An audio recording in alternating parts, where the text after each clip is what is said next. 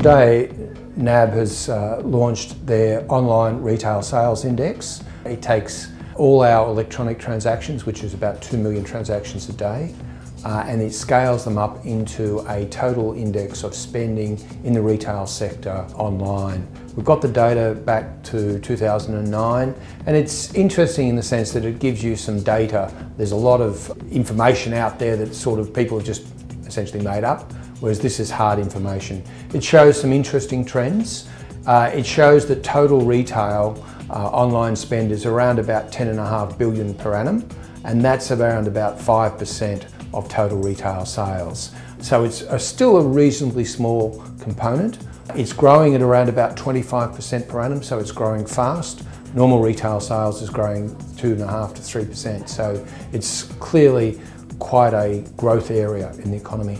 Some of the myths out there, we find about 80% of online retail is purchased from the domestic market, and 20% is basically from the international market. It's largely online domestic retail, but it is growing very fast. The index has been compiled in such a way that we can look at things like there's 4 subcategories, essentially department stores, food, essentially the Harvey Normans, the electronics sort of area, and then also the games, etc. What we find is about half of that is essentially department stores and large retail outlets, and around about 13% is food. The other 2 sectors are around about 20% each. In terms of the detail, what we have is some information in relation to each state.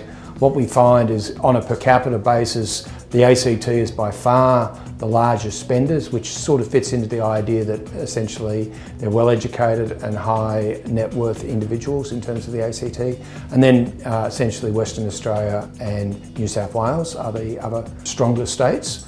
In terms of another split that I think is interesting is that they talk about the age distribution. The larger proportion of the online per capita spend is in the 30 and 40-year-olds, not the under 30s, although that sector is growing fastest. And then finally we have a breakdown between metropolitan and rural Australia, and on a per capita basis, as you probably would expect, the city tends to spend more online than the country. One exception is Western Australia, where the country spends more than online in terms of Perth. We will update this survey each month, so it's a major operation for us. We will publish the data monthly, and we'll do a detailed quarterly report each 3 months. A lot of people will ask, why is NAB launching an online retail sales index? And the answer is really to get some information out there in terms of improving people's understanding.